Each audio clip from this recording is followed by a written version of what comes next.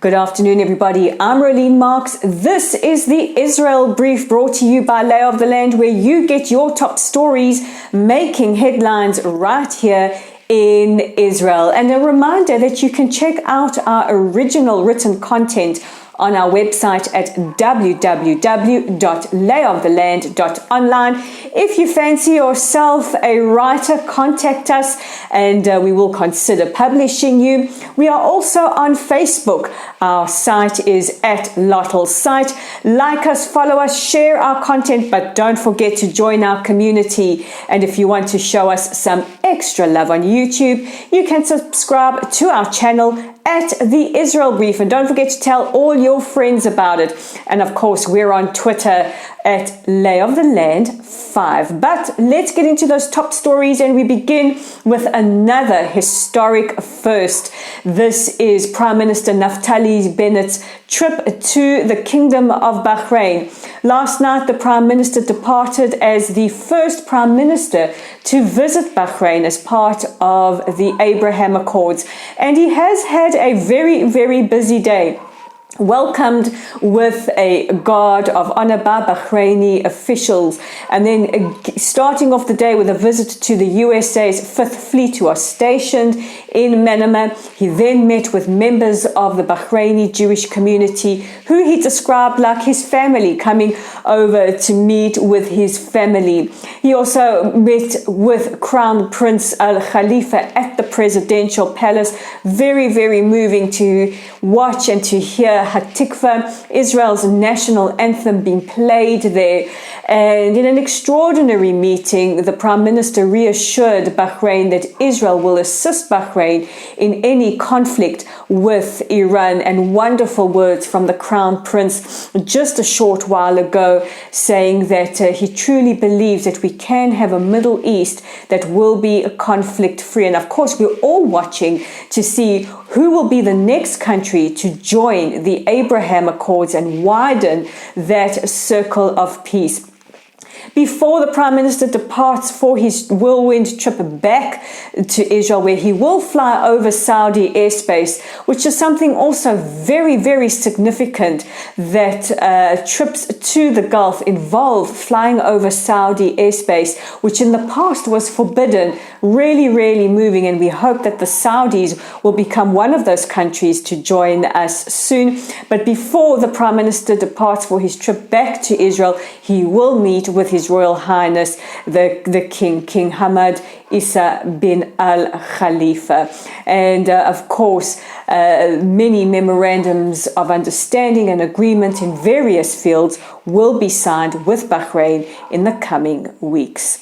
Now, all eyes, of course, are on the Ukraine, as it is anticipated that there is a possibility of Russia invading. In fact, according to British news sites, intelligence has stated that around 3 a.m. tomorrow morning, local Ukraine time, Russia does intend on attacking with missiles and tanks. Now, this follows a withdrawal of a certain amount of tanks from the border with Ukraine earlier today. So we don't know if Putin is playing some kind of warning game or if an attack is imminent. But one thing we do know is that many countries, including Australia, the United Kingdom, the United States, Israel, and various others, have appealed to any of their citizens in the Ukraine to leave. In fact, the United States also appealed for any civilians or citizens from that country that are in Belarus also to return home as soon as possible. Yesterday, we mentioned that Israel had sent flights, and now El Al will also be assisting Israel Airways with those flights to evacuate Israelis and, if necessary, members of the Jewish community from Ukraine and bring them to Israel. Yesterday, we reported that those flights weren't so full, but as the day progressed, those flights did fill up. Now, there have been various Jewish community officials in the Ukraine have expressed their disappointment at Israel wanting to evacuate Jewish citizens, but it has been the mandate of the State of Israel, wherever there is a Jewish community in high distress or the possibility of high distress, we will ensure their safe rescue. The Deputy Foreign Minister of the Ukraine was in Israel, and she also expressed her dismay at Israel's calling for Israeli civilians or citizens to return to Israel. Meanwhile, it has been reported by Ynet that Israel will not be selling Iron Dome systems to the Ukraine. Now, many people might be thinking, why not? Well, the reason is pretty simple. Israel maintains a very, very delicate neutral balance between the two states and cannot be drawn into conflict between the two countries should that arise. And remember also that Israel is concerned about the effect that any potential war between the Ukraine and Russia could have on us, and the fact that the world's attention could be diverted away from an ever-increasing threatening Iran. Now, while we're on the subject of Iran, we must also talk about their proxies. And Philippine intelligence announced earlier today that they had uncovered information that Hamas intended to gain a foothold in the Philippines. Now, the Philippines is a popular destination for Israelis. Many young Israelis who leave or finish their army service often go to Asia to do take a year off, do tours, find themselves in the Philippines as a popular destination. Well, the intelligence has uncovered that Hamas not only wanted to gain a foothold by promising financial support to various Filipino groups, but also wanted to target Israelis in the Philippines. And all we can say is, thank goodness, this has been uncovered. And our final story of the day takes us to Egypt.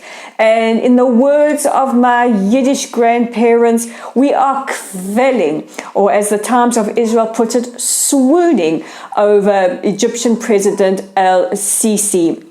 Yesterday began the start of the International Convention on the Environment and Energy, and when he walked into the room filled with international dignitaries, the president noted Israel's Minister of the Energy and Environment, Karine El-Khara, who is wheelchair-bound in the front row, and walked over to give her a special and warm greeting. And President El-Sisi, if you happen to be watching the Israel Brief, and you might just do that, we want to just tell you that you are the ultimate mensch. So that brings us to the end of the Israel Brief. Don't forget, I'm Rolene Marks, and I do this every Monday to Thursday. And if you like our content, please support us by liking us, sharing us, subscribing, following, all those good things. So I want to wish you all a safe and a healthy evening or afternoon or morning, wherever you are in the world, and we'll speak again tomorrow.